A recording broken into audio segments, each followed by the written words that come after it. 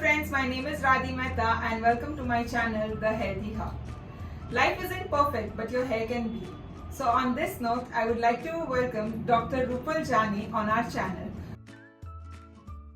Dr. Rupal Jani is the founder of TrichoTreat Homeopathic Hair Care Clinic, a consulting homeopathic trichologist practicing in Mumbai and Rajkot.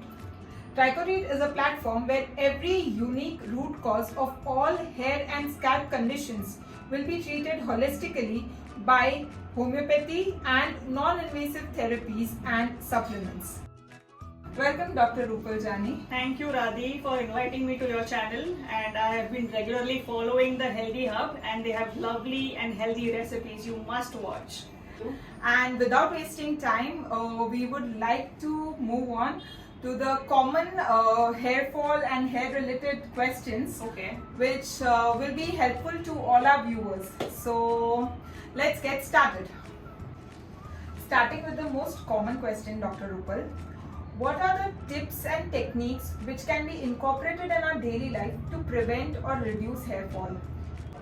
Okay, so to know how to prevent hair fall, you must know what causes hair fall.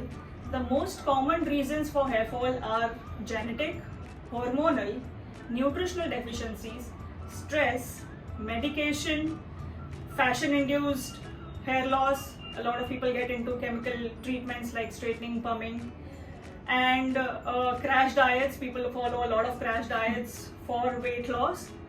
So how do you prevent hair fall is first get into a healthy, nutritious, balanced diet which includes a lot of protein, iron, vitamins and minerals. Also follow some de-stressing activities like meditation, yoga, pranayam. Get into a physical activity like exercises. Any form of exercises like walking, jogging, gymming are good enough. Also keep your scalp clean because it can induce infections on the scalp if they are not clean.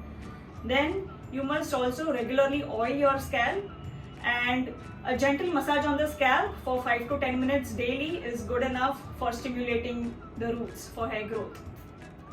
That's good enough.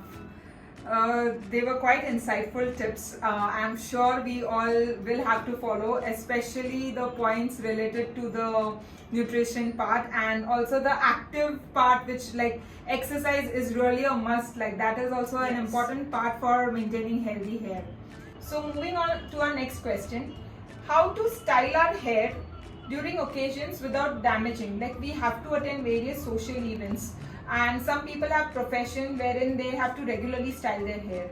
So what are the tips or maybe points to keep in mind for such a situation?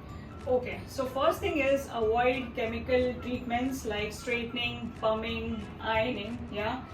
Avoid permanent chemical treatments. What Correct. they do is they damage the sulfide bonds of the hair, thus permanently damaging your hair. Second, if you have to use a blow dryer, use a cold blast blow dryer rather than the hot blast blow dryer. And if you have to use an ironing machine, then you can use a heat resistant serum over your hair first and then use the ironing machine. Okay. So that it won't damage or it lessens the damage of the hair. Okay. And fourth and the most important point is drink a lot of water so that they flush out the toxins of the body, thus keeping your hair healthy. Okay, that's great. Okay, so now to our next question is that can you provide us oil and shampoo routine in a week which we can follow, like a routine like 2 times oiling or 3 times shampoo in a week, so that we get some insight on that as well? Sure. So few things that you have to always remember is avoid hot oil or hot water on the scalp. Oh, okay. Now how do you oil your hair or scalp is most important is you apply the oil on the scalp with your fingertips and you can gently massage, rotating on the scalp, but no aggressive massaging on the scalp. Okay. No combing on oily hair. Oh, is it? Yes.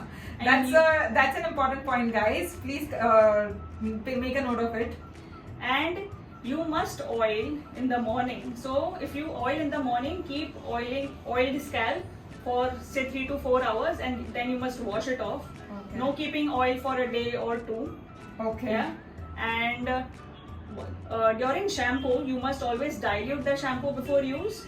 Oh. And after shampooing, if you want to use it again, you can shampoo the scalp, gently massage the scalp while shampooing. And after that, you can use a little conditioner for your hair, keep it for 3 minutes or so, and then wash it off. Always rinse your hair with cold water. And during winters, you can use lukewarm water, but no hard water. Okay. Or hot water, I would say. Also, you must oil your hair once or twice in a week. Okay. So if you have dry hair, you must oil 3 times in a week, every alternate day. If you have oily, greasy scalp, you must oil once a week. And if you have normal scalp, you must oil twice a week. And accordingly, you can shampoo. Okay. That's great. Thank you. Now we will move on to our next question. People who are into sports, they have to work out daily, they have to go for their games regularly. So what happens is that they tend to sweat a lot. And if we wash hair daily, again it becomes a problem. So how to deal such situations again?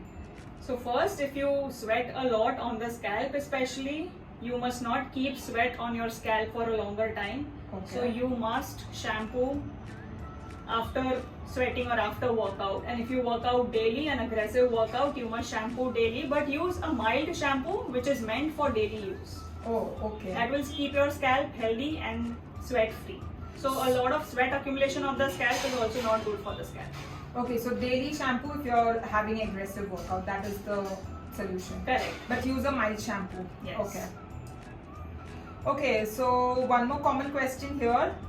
What are the points that we should consider before buying a shampoo or oil? Like, what should be the main criteria before buying shampoo or oil?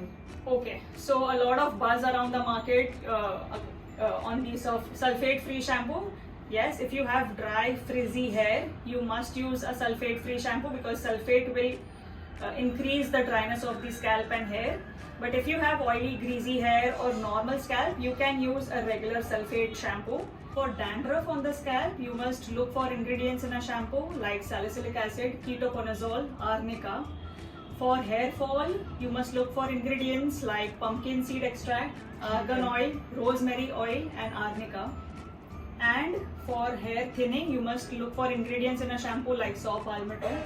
And for hair strengthening or hair hydration, look for ingredients like aloe vera, argan oil, shea butter and arnica. Okay. Make a note of this again. I will be putting these details in description as well. Okay. And for oil, Radhi. Oh yeah, we missed it. So for oil, for dry hair, in fact, I would say that any oil is good for the scalp because oil will moisturize the scalp. So you must oil accordingly. But almond oil, coconut oil, castor oil are all good enough. And for dry hair, or you can use rosemary oil, which is an essential oil, or lavender oil. Okay. And for oily, greasy scalp, you can use tea tree oil. You can Okay. include the essential oil in the carrier oil or the regular oil, and you can use it for the scalp. Okay. So by listening to all these points, I have understood the most important thing is oiling. Oiling is really important. It is for all the young girls out there. Make sure you oil your hair regularly because if you don't oil it, you will lose a good volume of your hair at a later stage in your life. So please don't forget to oil and keep these points in mind. So our next question is, how homeopathy can help resolve hair and scalp problems? Okay, so what homeopathy does is homeopathy will find out the root cause of all the hair and scalp problems because homeopathy involves detailed case history, examination and diagnosis wherein we understand what causes hair fall and accordingly the treatment is given. Yeah, and the treatment includes homeopathy, yes, but it also includes external therapies like mesotherapy, PRP, low-level laser light therapy, which can externally strengthen and stimulate the hair roots. Okay, so as you said, for hair fall prevention, you should have nutrition-rich diet. So can you give a detailed answer on following a diet for healthy hair? Few things you must always and daily include in your diet. first are the nuts.